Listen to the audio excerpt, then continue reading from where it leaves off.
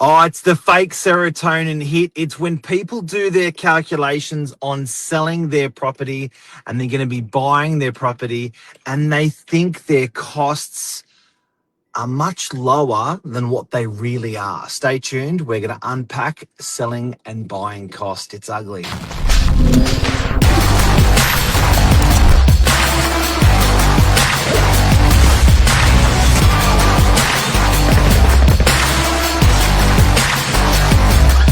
I'm the ringleader, so listen Good morning, The Economist. Good morning. Good morning. How are you? Good. Have we got something to share with you this morning, ladies and gentlemen? These costs, they are phenomenal. Massive, massive. And this is probably actually something that we've had a few discussions just between ourselves over the last 6 to 12 months. It's always something that intrigues me heavily when it comes to selling and holding your property. And like you said, the fake hit, the selling serotonin. People, when you go through it in further detail, you feel like you definitely don't pick up those things when you're thinking, hey, I bought this for this, sold it for this, I made this much. It's not as simple as that. And is it always the right path to take? Well, that's what we'll be discussing this morning, won't we, Mark?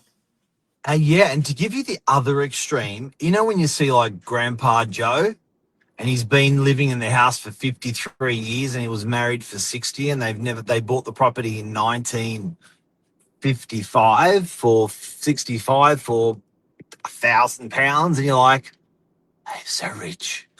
How like that is so much money and there's no mortgage and there hasn't been a mortgage for 20 years and you're like, oh my God, how can you own that whole asset in cash? It may be worth $2, $3, $4 million. You think, it's just like chump change for them. And you think to yourself, what's the secret? How did you at that young age afford to buy this? And how did you abstain and stay in the same property the whole time? There's a talent there and there's big benefits for it, which we're going to talk about. Yeah, definitely. I think something that we probably forget or take for granted is the sort of tax benefits and the support property investors get in Australia.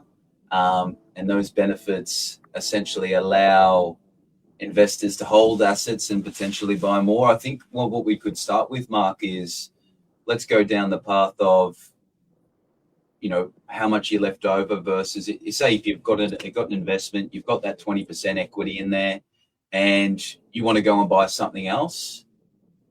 This is probably your forte to a T from life experience yourself. But the benefit of, say, selling something than buying, a bigger or better asset versus the person that holds that asset, uses their equity, doesn't lose the cash on those transactional payments, doesn't lose it to any capital gains component either.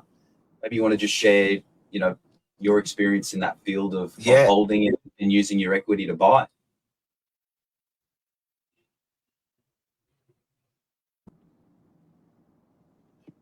I guess here's the concept. Imagine by going slow accelerates you 2 or 3 times faster. People like, how does that happen? Or it's like, hang on a sec, if you actually just go a little bit slower, you could save yourself hundreds of thousands of dollars. And allow us to give you an example of how this would work. So you're a first home buyer and you buy something for 800 grand, okay? And within a couple of years, it's worth $1 million. And you're like, and assume, say, actually, let's make that a bit tighter, that one. Let's make it 850 and it goes to $1 million. And you put in 50 grand when you bought it. And you're like, dude, I've got 200 grand in this property.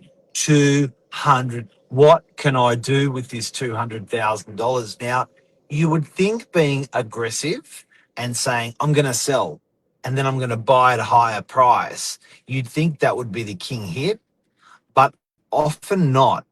Often it's better not to sell that asset and it's better to buy another asset of incremental value higher, maybe 500 grand asset next or another $1 million asset, because the transactional costs that you're laying over your asset are false percentages. When you apply 4% that you paid potentially on your purchase for stamp duty, when you apply 2% for selling with an agent, and then you apply 4% on your next purchase because that's what you're going to be paying stamp duty at, your transactional costs are 4% stamp duty, 2% selling fee, and 4% on the new purchase, 10%. But Josh, can you explain it's 10% over what? Well, This is the killer. 10% over your new price. So it's actually multiplied that effect or that cost when you compare it to, say, hey, something where you hold and you refinance and pull out that equity as your deposit in the first place. So like I'd like to say, I've got an example here actually, like when holding your growth compounds annually. So for an example, a $1.2 million property grows at 6% annually. In 10 years, that property you bought for 1.2 is now worth 2.15. So an extra 950 grand growth is untaxed until you sell. And I guess that compound sort of works in the opposite way, would you say then, Mark, with how you're explaining these transactional costs? Yeah, but we gotta before we step to that, it's 10% of money you don't have. So it's that stamp duty that you're paying, that percentile, is over the whole amount. Do you remember the example I just gave? You only had $200,000 of equity when you were getting out of that property and getting into the next one. So if you're doing 10%, that's on $1 million potentially, or 1.2 if your next purchase price, or 1.3 on your next purchase price. So it's money that you. Right. So if you're saying it's going to be 10%, there's 100 grand. The 100 grand, you've only got 200 grand in the property of equity. You've chewed up 100 G's to position yourself into the next asset. So, guys and girls, what I'm urging you to do today is do not fake your numbers, and that's why we called it the serotonin, the fake hit of selling a property, because you feel good because you've made 200 grand out of your property. But you've just gone and smashed 100 grand in transactionals to get you into the next asset. And that goes back to that Grandpa Joe example I gave right at the beginning, the guy that lives in the property for 40, 50, 60 years. And you're like, he's so rich. He paid it off such a long time ago and has no debt. He just never killed himself with transactionals. It's a big secret of property that no one ever talks about. Yeah, it's massive. And I think it's even more so important in terms of investors, because when you think about it, if it's your home residence, obviously you're not going to pay that capital discount proportion, but you will still pay those transactionals. But when we flip it to an investor type scenario, they've got that transactional cost as well as the capital gains on that component. And of course, if you don't sell, you don't pay the capital gains, meaning that you have essentially got more funds by holding the property in equity to go and purchase something else. So you're actually diminishing your purchasing power by selling and chewing up all the hard work you've put in by those costs related to selling. It's going to chew you up, guys. It's going to chew you up. And here's the kicker, the final big piece.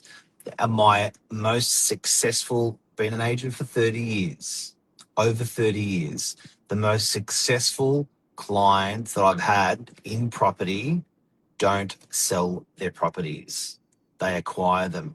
And people go, that must be nice to be able to do that. Dude, you're paying a shit ton more by buying and selling them and buying and selling them and buying and selling them. So people think it's like a rich man's sport to actually hold the second property or the third property. I'd suggest it's a rich man's sport to keep selling and buying and selling and buying and selling and buying, because you are ripping up cash. Oh, that's a great line, Mark. I 100% agree there. And then I guess it also probably comes to, you know, when you say a rich man's sport, I would disagree with that and say it's an educated man, because there are investments out there that you can get very close to in terms of a passive income or managing the cost on the mortgage on that second property. So it's definitely possible out there. It's just maybe look at your traditional, you know, unit. You might look at something commercial, say, where you might be getting a higher rent that helps out with those holding costs. I definitely understand probably people feeling debt servicing at the moment and how expensive everything is can be difficult, but it can be done. And I think from the examples you've just explained this morning, Mark, it's the best decision you could make. I think that one of the richest men in Australia in property, and one of the richest men in Australia, Harry Triguboff, I remember clearly a quote that he said. He said, "I've got the best." He goes, "I'm very fortunate." They go, "Why?" He said, "I've got the best partners you can ever have." And people go, "What do you mean partners? You got no partners?" He goes, "No, I do." He goes, "The Australian government and the Australian banks." He goes, "They're my two partners in my business." He goes, "They're great partners to have. We have the same interests." So I think property guys, watch your transactional guys, because when it's 2% selling fee, it's over the whole value, not the equity that you have in the property. When it's a 4% stamp duty on the next purchase or what you've paid, it's over the whole value and not the equity that you hold in the property. So you can crank that, potentially you can crank it if you've only got 20% in your property and you're going to be buying a new property and disposing of your own property. You're going to chew up 50% of your transactionals, and I'm not even talking about capital gains tax yet. I'm just talking about stamp duty and selling fees. It's a rip. Yeah, wow. Yeah, no, important topic, and yeah, especially for someone out there that's wanting to grow that portfolio. And I mean, that's why we probably talk about this so much, because that's something that I'm very interested in. But it's I think this topic is flying under the radar, especially a lot of younger investors might not be exposed to this area yet. So it was a really interesting topic for me to discuss with Mark. So I thought it'd be great to talk about it amongst the viewers this morning, because like you said, each time you do that over the lifespan of you buying property, buying and selling, that's right. That's huge. That's right. The example we gave this morning was on the next transaction. Imagine if you do the next transaction, the next transaction. Imagine if you do 3 of these, sell and buy, sell and buy, and sell and buy over 10 years. That is a fortune in selling fees and buying fees, stamp duty and agent fees. It's a fortune. Never mind land tax on top of it all. It's a rip. Yeah, be careful. Yeah. Yeah, there are always some cons, but it seems to be that having that purchasing power, being able to leverage the bank's money, not your own, these sort of advantages outweigh the negatives, and being a smart operator and knowing what's a good buy, what isn't, is only going to help you with that journey. So thank you for your insight into this, Mark. You've got obviously a lot of experience in this side of buying and selling, holding, and being able to create opportunity from holding your assets and allowing that compounding growth to continue. Something that I like to watch. Over 30 years, you've just watched people be like, shit. But you know what, guys? It's a live show. If you have any topics you want us to cover, we do this daily. Let us know in the comments what topics you want to cover. We'll blast them out for you. And most importantly, if you need us, call us. We're here for you. Doesn't matter where you are, what state you're in. We're happy to help.